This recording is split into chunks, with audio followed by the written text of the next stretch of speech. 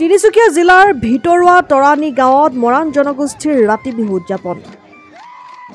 গাঁওখনৰ 14টাকৈ হাতী কেইবাখনো দেশৰ বিদেশী পৰ্যটকৰ উপস্থিতিয়ে ৰাতি বিহুস্থলী অধিক আকৰ্ষণীয় কৰি তোলে। মৰাণ ডেকাৰ চাকচনিৰ শব্দ আৰু গাভৰুৰ বিহু নাচত জিপাল তৰাণী গাঁৱৰ ৰাজহুৱা নামঘৰ খেলপথাৰ।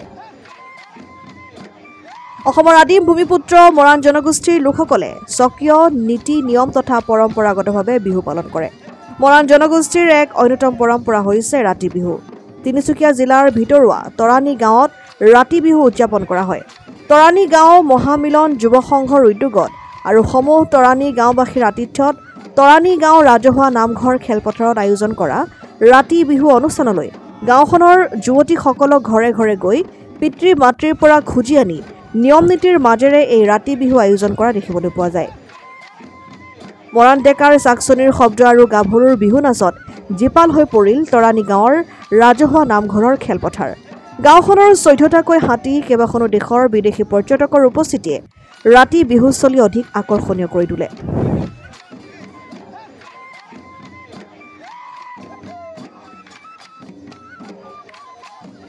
28 এপ্ৰিল তৰাণী গাঁৱৰ ঐতিহাসিক ৰাতি বিহুৰ দিন আমি নামঘৰত ধাৰ্য কৰা হৈছিল। আজিৰ দিনটোত আমি আয়োজন কৰিম বুলি যিদিনাখন আমি বিহু নমাইছিলোঁ আৰু আমি প্ৰতিটো বৰ্ষৰ দৰে এই বৰ্ষৰো আমাৰ গাঁৱৰ যিকেইটা হাতী আছে 14টাকৈ হাতী আজিৰ তাৰিখত আছে।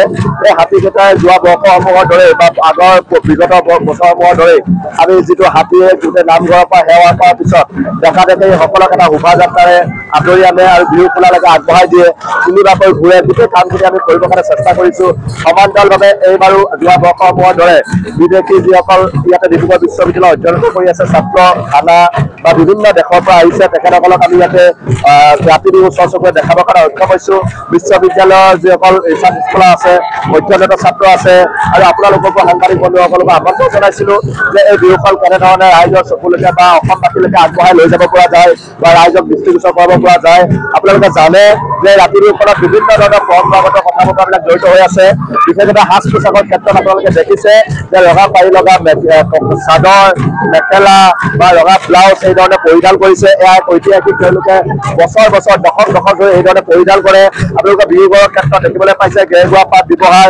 এয়া দেউতাহঁতে আজিৰ পৰা 30-40 বছৰ আগতে হেকনৰ কাৰণে ব্যৱহাৰ কৰিছিল।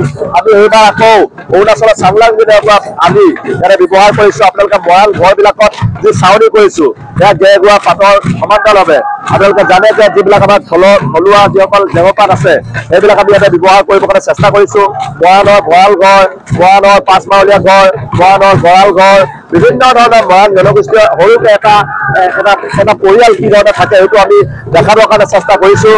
আৰু ইয়াতে আমি যিমান পাৰে আমি চাকচনি মাৰি ব্যৱহাৰ কৰিবৰ কাৰণে অনুৰোধ কৰিছোঁ। এই বছৰ আমি আহিব লগা দিনবিলাকত কেৱল চাকচনি মাৰি ওপৰতে ৰাতি বিহুখন নিৰ্ভৰশীল কৰি তুলিব পৰা যায় নেকি, আমি এই কামখিনি কৰিবৰ কাৰণে চেষ্টা এটা অব্যাহত ৰাখিছোঁ। আৰু তৰাণী ৰাতি বিহুখন এখন ঐতিহাসিক ৰাতি বিহু হওক, যি ৰাতি বিহুখন ধৰি ৰখাৰ ক্ষেত্ৰত চাকচনি মাৰিৰ ওপৰত নিৰ্ভৰ কৰি কৰিব লগা কাৰণে চেষ্টা এটা অব্যাহত ৰাখিছোঁ। আৰু এইখিনি কথা বতৰা আপোনালোকৰ সাংবাদিক বন্ধুসকলৰ সন্মুখত ৰাখিলোঁ।